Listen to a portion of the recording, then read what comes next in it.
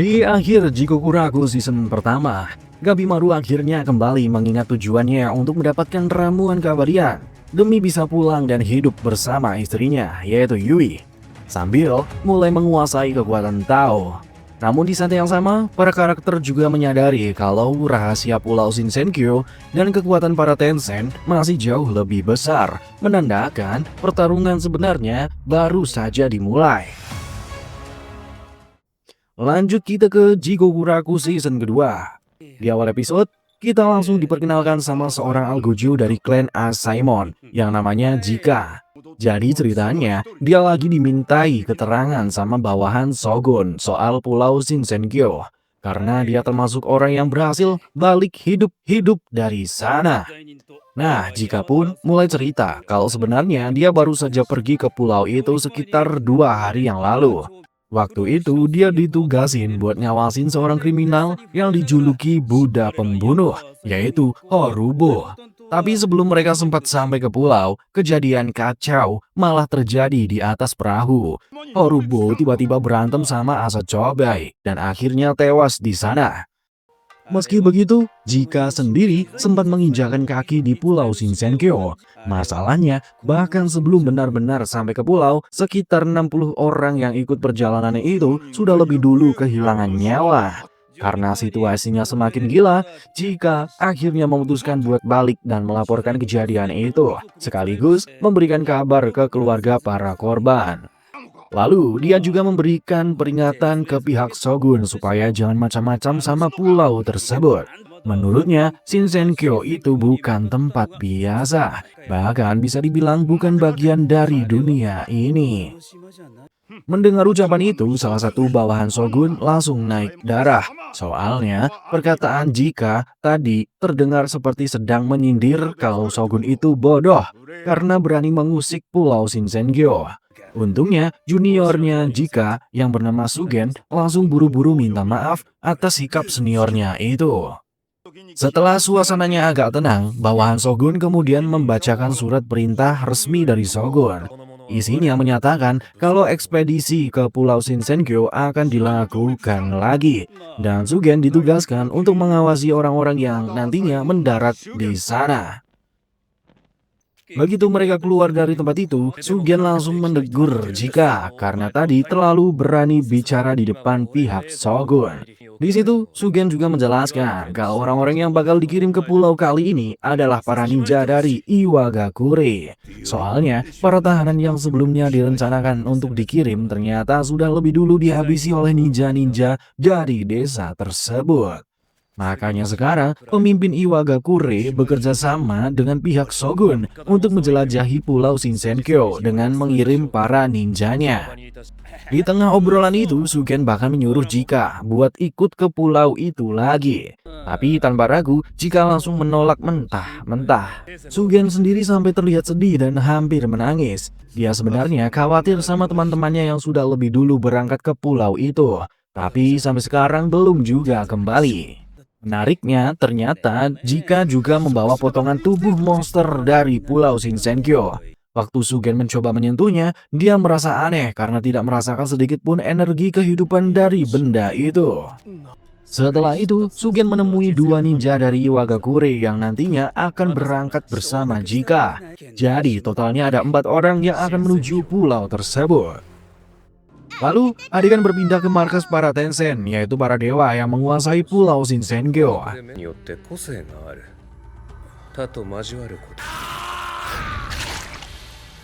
Sementara itu, Sagiri dan teman-temannya mulai menyusun rencana untuk keluar dari gerbang tempat mereka berada sekarang.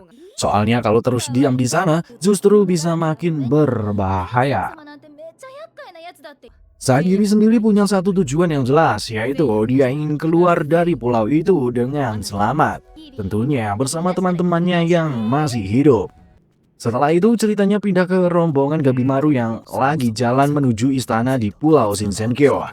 Tapi di sepanjang perjalanan ada yang aneh sama Gabimaru. Dia kelihatan kayak masih bingung sendiri. Karena ingatannya soal misi dan tujuan dia datang ke pulau ini seperti sudah hilang. Penyebabnya karena energi Tao di kepalanya juga ikut lenyap. Nah, di tengah perjalanan, tiba-tiba mereka ketemu sama Asachobe bareng adiknya, yaitu Toma. Bukannya ngobrol atau apa, si Chobe ini malah langsung nyerang Gabimaru tanpa basa-basi. Jadilah mereka berdua langsung baku hantam di tempat.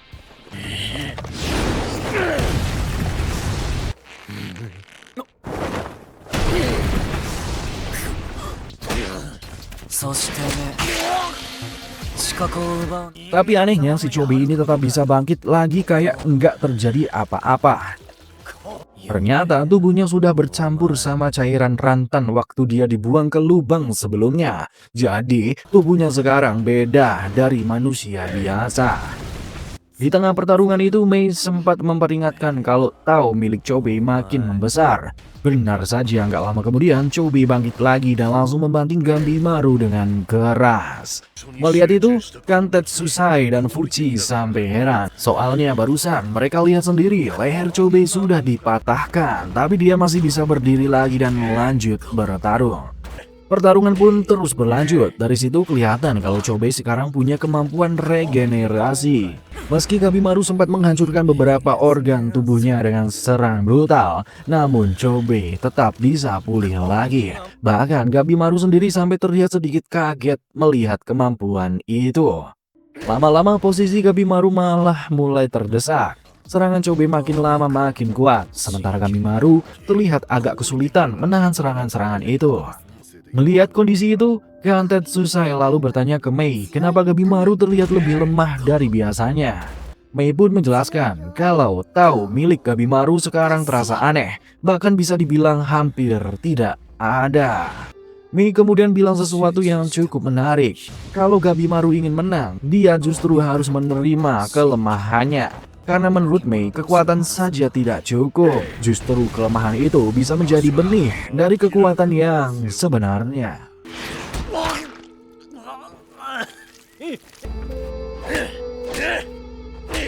Shinken, Shakutak, Hichu. こんなもんかよ。大したことね。 Di tengah pertempuran, Chobe juga menyuruh adiknya alias Toma untuk menghabisi teman-teman Gabimaru. Toma pun langsung bergerak dan mencoba menyerang Kantetsusai. Masalahnya tangan Toma sudah putus, jadi serangannya juga nggak terlalu rapi. Bahkan baru sekali mencoba menyerang, dia langsung tumbang setelah disundul keras oleh Kantetsusai. Kantetsusai sendiri langsung kesal karena merasa diremehkan. Buat dia, serangan Toma itu kelihatan asal-asalan banget. Jadi sebrutal apapun Toma mencoba menyerang, Kantetsusai masih bisa dengan mudah mengatasinya. Di sisi lain, Kantetsusai lagi sibuk menghajar Toma pakai tangan kosong. Sambil mukul, dia sempat nyeletuk kalau sebenarnya semua ini nggak perlu terjadi. Menurutnya, kalau saja Toma dan kakaknya mau kerjasama dengan orang lain, mungkin dia juga nggak bakal sampai harus menghajar Toma seperti ini. Tapi Toma langsung membalas dengan santai. Dia bilang kalau dirinya bakal terus mengikuti kakaknya, apapun yang terjadi. Buat dia, ikut kelompok atau bekerja sama dengan orang lain itu bukan gayanya. Setelah itu, Toma langsung memberi perintah ke Dosie supaya menghabisi Fuchi dan juga Mei. Sementara itu, kita balik lagi ke pertarungan utama antara Gabimaru dan Chobe. Ternyata sekarang Chobe bisa membaca pergerakan Gabimaru. Alasannya karena dia mampu melihat energi Tao yang ada di dalam tubuh Gabimaru. Dengan keunggulan ini, Chobe langsung menghantam Gabimaru dengan keras sampai dia tersungkur ke tanah. Di momen itu, Gabimaru sadar kalau posisinya sudah mulai terdesak. Dia pun teringat perkataan gurunya dulu, kalau seorang ninja tidak akan mati dengan sia-sia. Kalau memang harus mati, setidaknya dia harus memberikan kerusakan sebesar mungkin kepada lawannya. Akhirnya Gabimaru mengerahkan semua kemampuan yang dia punya, sampai-sampai api mulai keluar dari tubuhnya. Dan dia langsung menyerang Chobe dengan berbagai jurus andalannya.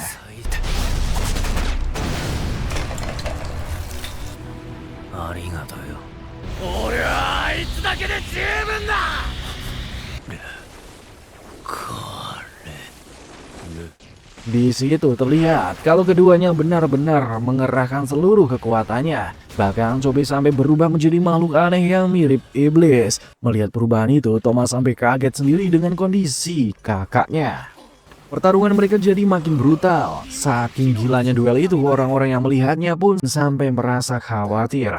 Masalahnya ketika Chobe masuk ke mode iblis itu, dia justru kehilangan kendali. Dia sudah gak bisa berpikir normal lagi, seolah-olah tubuhnya dikendalikan sepenuhnya oleh kekuatan tersebut. Melihat kondisi Gabimaru, Mei sempat berkata kalau kemungkinan besar Gabimaru tidak akan bisa menang. Soalnya dia sekarang sudah tidak ingat lagi bagaimana cara menggunakan Tao dengan benar. Di saat Gabimaru mulai berpikir untuk mengorbankan nyawanya demi mengalahkan Chobe, tiba-tiba bayangan istrinya muncul di pikirannya, seakan mencoba menghentikan niat nekat itu. Gabimaru sempat terdiam sebentar karena bayangan itu, tapi pada akhirnya dia tetap melangkah maju, tetap berniat menghabisi Chobe apapun resikonya. Melihat kakaknya sudah berubah dan seperti nggak mengenali dirinya sendiri lagi, Toma langsung panik. Dia buru-buru mencoba menghentikan Chobe supaya kakaknya itu bisa sadar kembali. Tapi usaha itu jelas nggak gampang. Bahkan Thomas sendiri sampai terluka gara-gara mencoba menahan Chobe yang sudah kehilangan kendali. Di saat Thomas sedang berusaha menyadarkan kakaknya, Gabimaru melihat itu sebagai kesempatan emas. Dia langsung bersiap untuk menyerang dan menghabisi mereka berdua sekaligus. Tapi Mei yang melihat kondisi Gabimaru langsung sadar ada yang enggak beres. Tao milik Gabimaru sudah hampir habis. Kalau dia tetap memaksakan serangan itu, kemungkinan besar justru Gabimaru sendirilah yang bakal mati. Karena itulah Mei cepat-cepat menghentikan situasi tersebut dengan menghancurkan permukaan tanah di sekitar mereka. Tanah langsung runtuh, membuat pertarungan itu berhenti. Gabimaru masih sempat menyelamatkan diri dari runtuhan itu, namun sayangnya Chobe malah terjatuh ke dasar jurang akibat serangan sebelumnya dari Gabimaru. Menariknya, setelah Mei menggunakan kekuatan Tao miliknya, tubuhnya tiba-tiba berubah. Dia yang sebelumnya terlihat seperti anak kecil mendadak menjadi berubah wujud yang lebih dewasa. Sementara itu di tempat lain, Sagiri dan rombongannya yang sedang mencoba keluar dari istana Tensen malah melihat sesuatu yang cukup aneh di perjalanan mereka. Hoko yang bersama mereka merasa kalau manusia-manusia yang datang ke pulau itu bukan orang sembarangan. Soalnya mereka bahkan berhasil membunuh salah satu Tensen. Tidak lama kemudian, saat sampai di depan gerbang, rombongan Sagiri akhirnya bertemu dengan kelompoknya Fuji. Hoko langsung menebak kalau rombongan Fuji pasti datang dari arah sungai, yang katanya merupakan sarang para Soshin alias para monster aneh yang berkeliaran di pulau itu. Dia bahkan terlihat cukup kagum karena para manusia ini bisa mengalahkan Doshi. Padahal makhluk itu memiliki derajat dan kekuatan yang jauh lebih tinggi dibandingkan para Soshin biasa. Di tengah obrolan itu, Fuji terlihat sangat terpukul. Dia masih berduka karena sahabat dekatnya yaitu Senta, si pria gemuk berkacamata, sudah gugur. Akhirnya mereka semua berkumpul dan berdiskusi sebentar. Kesimpulan mereka sama, yaitu lebih baik menjauh dulu dari istana Tensen kalau ingin tetap hidup. Soalnya para Tensen itu jelas bukan makhluk yang bisa dikalahkan dengan mudah. Sagiri kemudian mencoba menenangkan Mei yang terlihat kelelahan karena Tao miliknya sudah hampir habis. Sementara itu, Gantetsusai juga memberitahu yang lain soal Toma. Menurutnya, Toma itu seperti musuh dalam selimut. Dengan kata lain, meskipun terlihat tidak terlalu mencurigakan, dia tetap saja musuh yang harus diwaspadai. Setelah itu, Gantetsusai sebenarnya sudah siap menebas Toma. Tapi sebelum pedangnya turun, Sagiri langsung menghentikannya. Sagiri bilang, mungkin saja Toma punya alasan tertentu kenapa dia bertindak seperti itu. Jadi menurutnya jangan langsung mengambil keputusan gegabah. Di saat yang sama, Fuji mulai menjelaskan kondisi Gabimaru yang sebenarnya. Katanya sekarang Gabimaru benar-benar kehabisan Tao. Gara-gara itu dia sampai kehilangan jati diri sekaligus ingatannya. Waktu Sagiri mencoba mendekatinya untuk menenangkan, bukannya tenang, Gabimaru malah ngamuk. Dia seperti tidak mengenali siapapun di sekitarnya. Meski situasinya berbahaya, Sagiri tetap mendekat pelan-pelan. Tujuannya cuma satu, dia ingin menyalurkan Tao miliknya supaya Gabimaru bisa pulih. Awalnya Gabimaru terus menepis tangan Sagiri yang mencoba menyentuhnya, tapi Sagiri sudah terlanjur nekat. Dengan sedikit memaksa, akhirnya dia berhasil menahan Gabimaru sampai pria itu terbaring di tanah.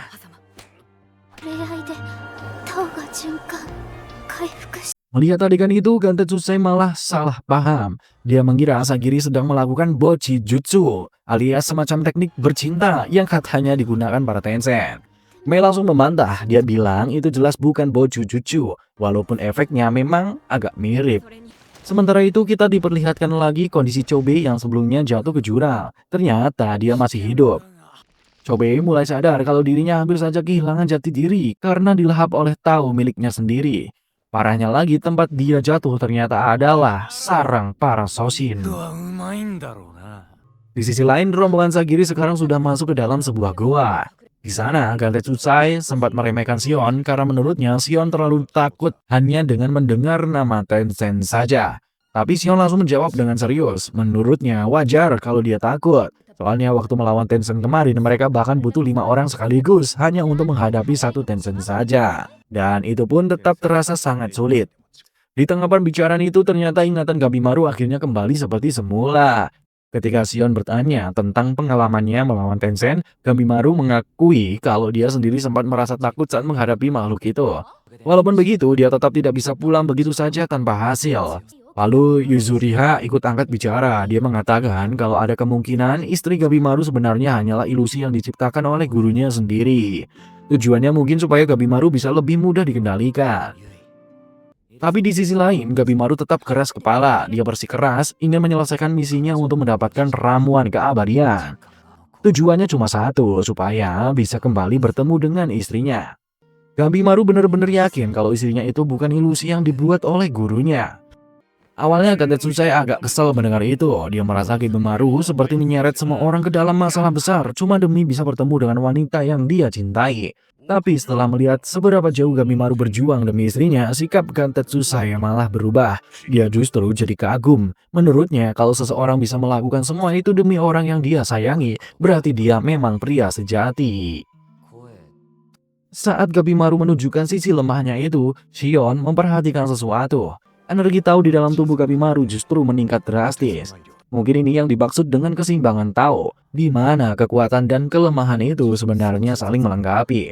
Kalau seseorang punya keduanya, Tao di dalam tubuh dirinya justru bisa berkembang lebih besar.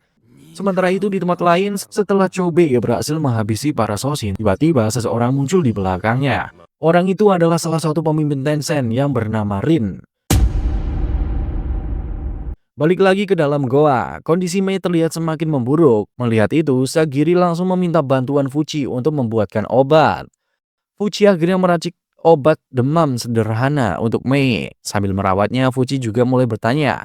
Dia meminta Mei menceritakan tentang dirinya, para Tencent lainnya, dan sebenarnya apa tujuan para Tencent itu di pulau ini. Di sisi lain, Gabimaru justru mengajak Gantetsusai, Toma, Shion, dan Norugai untuk latihan bertarung melawannya. Dia ingin mencoba melatih kemampuan mengendalikan Tao miliknya. Gantetsusai langsung tersulut emosi. Buat dia, ajakan itu terdengar seperti penghinaan. Masa iya, mereka semua disuruh maju bareng untuk melawan satu orang. Tanpa banyak mikir, Gantetsusai langsung menyerang bersama Toma. Tapi ternyata sekarang Gabimaru sudah bisa membaca pergerakan mereka lewat Tao. Jadi setiap serangan yang datang bisa dia hindari dengan mudah. Ketika Norugai dan Shion ikut maju membantu, hasilnya tetap sama.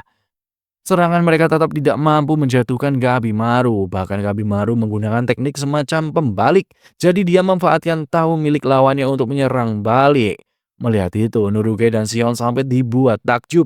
Gabimaru jelas terlihat jauh lebih kuat setelah mulai menguasai Tao dengan benar. Meski begitu, Shion masih menyimpan keraguan. Dia belum sepenuhnya yakin apakah seseorang seperti Gabimaru yang dikenal sebagai pembunuh benar-benar bisa dipercaya dan diajak bekerja sama.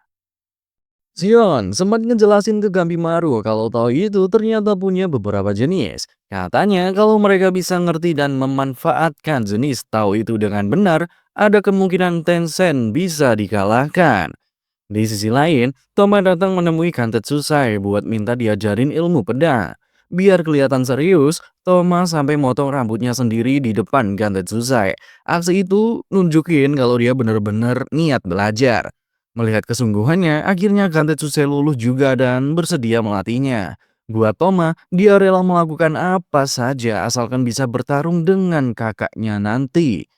Sementara itu di tempat lain, Chobe masih lagi bertarung sengit sama Rin. Di tengah pertarungan itu, Rin sadar kalau tubuh Chobe ternyata sudah menyatu dengan bunga eliksir. Efeknya bikin tubuh Chobe bisa beregenerasi. Tapi yang bikin kaget, kondisi Chobe itu beda dari biasanya. Biasanya bunga eliksir bakal bikin tubuh manusia berubah jadi cairan tanaman. Tapi kalau Chobe, tubuhnya malah menyatu langsung dengan tanaman itu sendiri. Fenomena ini jarang banget terjadi. 速度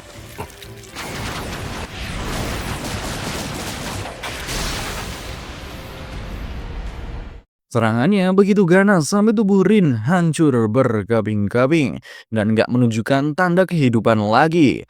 Chobe pun yakin kalau Rin sudah benar-benar mati. Tapi tiba-tiba saja Rin muncul lagi di belakangnya dalam keadaan sehat. Bahkan dia muncul dengan banyak bayangan seperti kaki Bunsin. Rupanya Rin berniat membawa Chobe ke istana untuk diteliti lebih lanjut. Sebelum tubuh Chobe makin gak terkendali, Rin langsung membuatnya pingsan lalu membawanya ke istana. Ketika sadar, Chobe sudah terbaring di atas kasur di dalam istana Tencent. Di sana, Rin berubah wujud menjadi wanita dan berniat melakukan Botchu Jutsu dengan Chobe untuk meneliti energi Tao di dalam tubuhnya. Teknik Botchu Jutsu ini berguna untuk mengalirkan energi Tao sekaligus memulihkan Tao yang hilang. Rin juga menjelaskan kalau Tao itu terbagi jadi beberapa jenis, yaitu kayu, api, tanah, logam, dan air. Setiap jenis Tao punya hubungan satu sama lain. Ada yang saling mengalahkan, tapi ada juga yang justru saling menghasilkan. Di dalam gua, Mei mulai cerita panjang lebar soal sejarah pulau itu. Katanya, para Tencent sebenarnya diciptakan oleh seorang ahli kimia terkenal yang terobsesi mencari keabadian lewat ajaran Taoisme. Dalam kepercayaan Taoisme sendiri, semua yang terjadi di dunia ini dipercaya terbentuk dari energi yang disebut dengan Tao. Nah, si ahli kimia ini datang ke pulau tersebut buat melakukan berbagai penelitian. Dia mencoba menggabungkan Tao dari makhluk hidup dengan Tao dari tumbuhan. Karena eksperimen aneh-aneh ini, jadinya pulau tersebut dipenuhi makhluk-makhluk aneh yang bentuknya nggak jelas. Ternyata mereka semua adalah hasil percobaan yang gagal. Setelah berkali-kali mencoba, akhirnya dia berhasil menciptakan 7 Tencent dari sekian banyak eksperimen yang dilakukannya. Lalu dijelaskan juga kalau manusia biasa sebenarnya hampir mustahil bisa mengalahkan Tencent, kecuali kalau mereka juga bisa menggunakan kekuatan Tao. Saat ini cairan keabadian yang disebut dengan Tan masih terus dikembangkan. Para Tencent memakai cairan itu buat memperpanjang umur mereka, karena Tan bekerja dengan cara menyerap atau mengambil umur kehidupan orang lain. Masalahnya, cairan Tan ini belum bisa dipakai oleh siapapun selain para Tencent. Mei sendiri bilang kalau dia sebenarnya nggak benar-benar tahu apa tujuan asli dari Sufu. Nah, Sufu ini adalah sosok ahli kimia yang menciptakan para Tencent sekaligus orang yang terobsesi mencari keabadian. Katanya dulu Sufu hidup di masa dinasti Qin dan pernah melayani kaisar pertama. Demi menemukan rahasia hidup abadi, dia membawa sekitar 3.000 pemuda dan 100 pengrajin berlayar menuju lautan timur. Sejak saat itu, enggak ada yang benar-benar tahu kemana dia pergi atau di mana keberadaannya sekarang. Intinya, dia menemukan sebuah pulau dan di sanalah dia mulai meneliti soal keabadian. Di tempat lain, Rin juga menjelaskan sesuatu ke Chobe. Dia bilang kalau pulau ini sebenarnya adalah semacam laboratorium raksasa sekaligus tempat percobaan untuk menciptakan kehidupan yang abadi. Terungkap juga kalau para Tencent lahir dari Tao milik Sufu yang digabungkan dengan Tao dari bunga. Siapapun yang bisa mengendalikan Tao, katanya bisa memanipulasi hukum dunia. Lalu terungkap juga tujuan sebenarnya dari Sufu dan para Tencent. Mereka ingin mengubah dunia di daratan Jepang menjadi cairan rantan. Sayangnya, proses pembuatan cairan rantan itu sendiri masih belum sempurna. Karena itulah, Chobe dianggap bisa jadi bahan penelitian yang pas untuk menyempurnakan cairan rantan tersebut. Makanya, para Tencent mencoba mengajak Chobe bekerja sama. Bukan untuk dijadikan Tan, tapi untuk menjadi sekutu yang sama-sama mengejar keabadian lewat kekuatan Tao tanpa batas. Karena merasa sudah nggak punya pilihan lagi, mau melawan juga susah, kabur pun hampir mustahil, akhirnya Chobe menerima tawaran Rin buat kerjasama. Setelah itu, ritual Bojujutsu alias perkintutuan pun dimulai. 今日には抗わず適合する。やはり素晴らしいタオだ。 Sementara itu di dalam gua kondisi Mei makin melemah, tubuhnya kelihatan sudah nggak kuat. Bahkan tangannya mulai berubah jadi kayu karena tahu di dalam dirinya hampir habis. Melihat keadaan itu, ada yang menawarkan diri untuk mentransfer Tao ke Mei, seperti yang sebelumnya dilakukan pada Gabimaru. Tapi Mei bilang kalau cara itu nggak akan cukup. Dia menjelaskan kalau dirinya berbeda dari para Tenshin lain yang bisa pulih sendiri. Soalnya Dentian atau inti biji Tao miliknya sudah dihancurkan oleh Rin sebelumnya. Terungkap juga kalau sebenarnya Rin dan Mei adalah murid pertama yang diciptakan oleh Sufu. Namun seiring waktu berjalan, Rin mulai berubah jadi sosok yang kejam gara-gara terobsesi dengan penelitiannya. Melihat perubahan Rin yang makin mengerikan, Mei akhirnya kabur dari Horai. Dalam pelariannya itu, dia bertemu dengan Hoko. Nah, ketika melihat Mei sudah hampir kehabisan Tao, Hoko memutuskan untuk memberikan Tao terakhir yang dia miliki kepada Mei. Di situ terungkap juga masa lalu Hoko. Ternyata dia hidup ratusan tahun yang lalu dan dulunya punya istri serta seorang anak perempuan. Tapi suatu hari, istri dan anaknya berubah menjadi pohon. Bukan cuma mereka, para penduduk desa juga mengalami hal yang sama sampai akhirnya Hoko hidup sendirian. Beberapa waktu kemudian Hoko sendiri juga ikut berubah menjadi pohon. Tapi anehnya dia masih bisa bergerak. Sampai suatu saat dia bertemu dengan Mei yang wajahnya sangat mirip dengan anak perempuannya dulu. Sejak saat itu, Hoko merawat Mei seperti anaknya sendiri. Di momen itu, Mei juga terlihat sedih, tapi akhirnya dia menerima Tao milik Hoko sekaligus menerima kenyataan kalau Hoko akan pergi.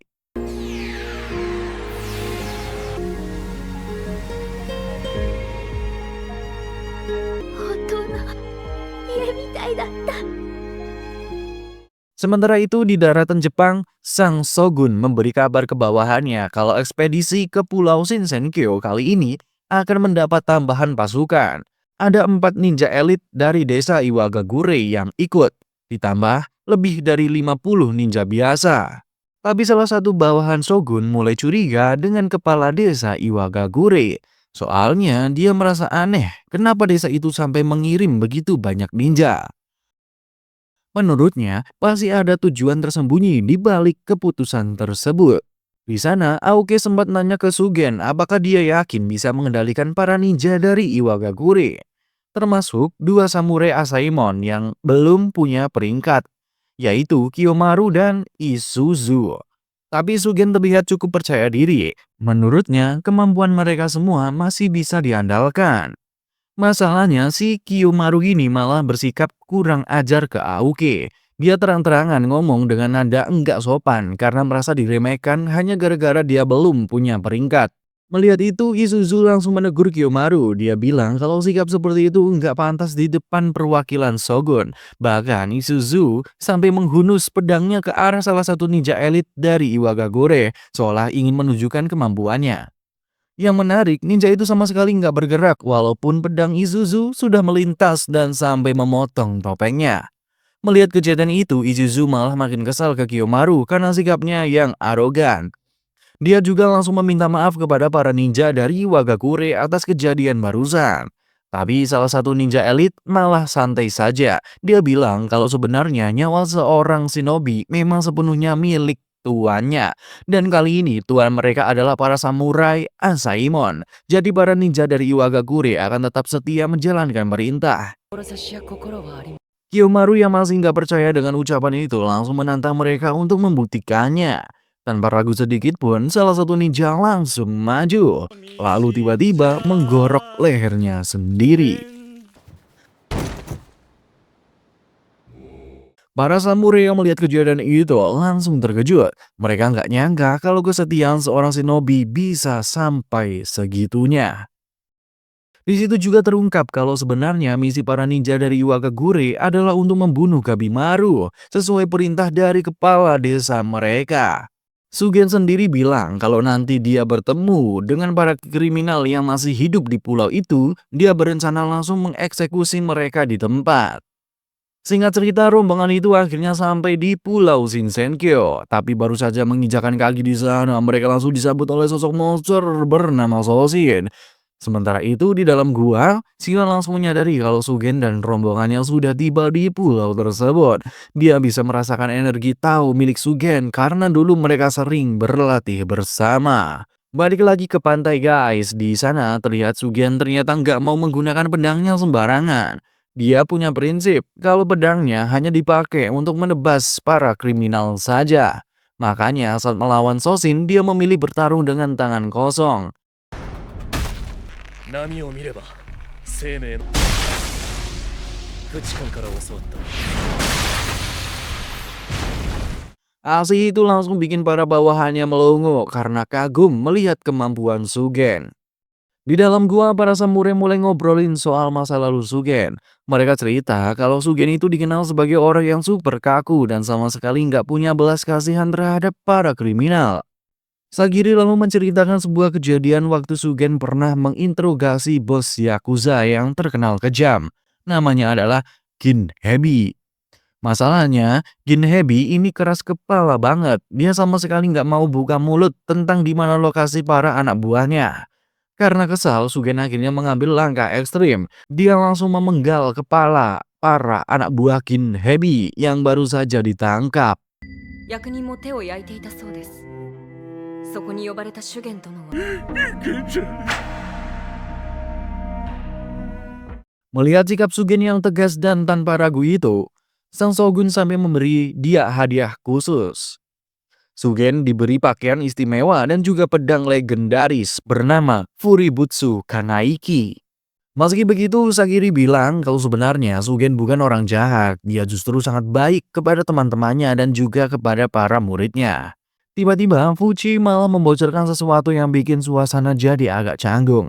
Dia bilang kalau Sugen itu sebenarnya cinta pertama Sagiri. Mendengar itu, Sagiri langsung malu setengah mati. Intinya, Sagiri memang cukup mengagumi Sugen. Apalagi dulu dia bisa mendapatkan peringkat sebagai samurai Asaemon juga berkat rekomendasi dari Sugen. Karena itu, Sagiri yakin kalau Sugen pasti bisa memahami situasi mereka yang terpaksa bekerja sama dengan para kriminal seperti Gabimaru dan yang lainnya. Tapi, Sion langsung memotong ucapan itu. Menurutnya, Sugen sama sekali nggak akan pernah mau bekerja sama dengan kriminal, apapun alasannya.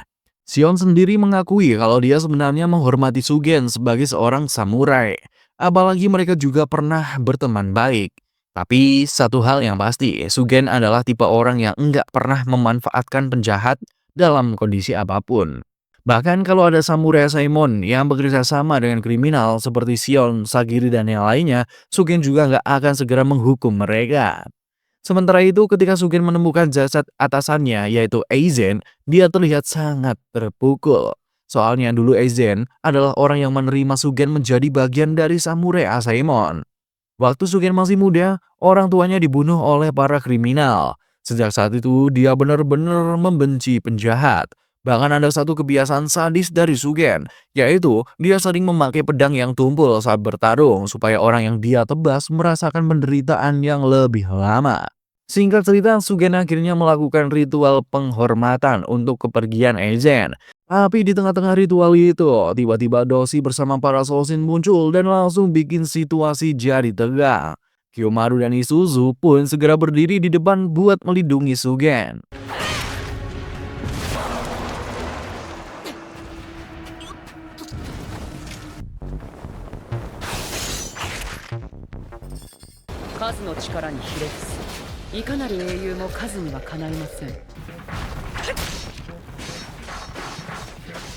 Begitu Sugen selesai dengan ritualnya, dia langsung bergerak. Di sana dia juga melihat tongkat milik salah satu Soshin yang jatuh di tanah. Sugen lalu sengaja menumpulkan pedangnya dan mulai membantai para Soshin dengan cara yang brutal. Setelah pertarungan itu selesai, hampir semua Soshin sudah tumbang. Yang tersisa cuma satu Doshi dengan kepala mirip kubis.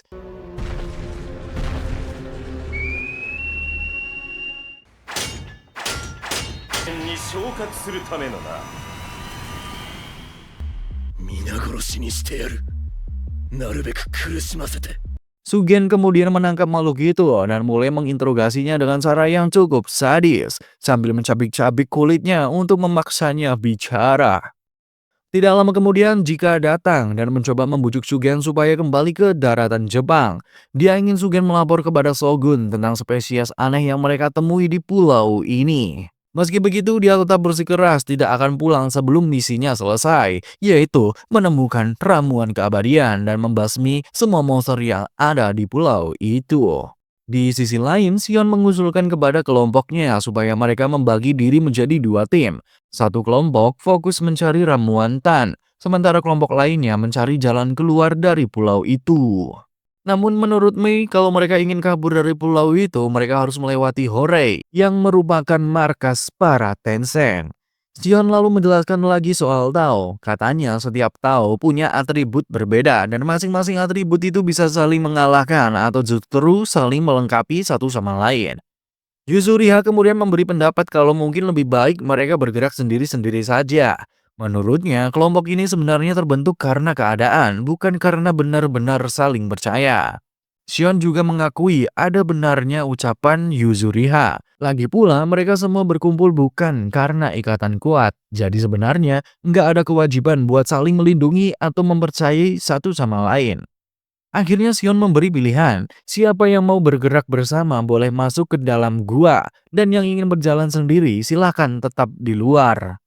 Tapi ternyata semuanya memilih masuk ke dalam. Itu artinya mereka sepakat untuk tetap bekerja sama dan menyusun rencana bareng. Setelah keputusan itu diambil, mereka pun mulai merancang strategi. Tujuannya jelas, yaitu mencari ramuan Tan sekaligus menemukan cara agar bisa kabur hidup-hidup dari pulau itu. Dan yap, sampai situ dulu cerita anime kali ini. Gimana menurut kalian? Seru nggak? Menurut gue sih tegangnya dapet banget. Oke deh, segitu dulu video kali ini. Semoga kalian terhibur. Kita lanjut lagi di part berikutnya. Sampai ketemu guys, bye-bye.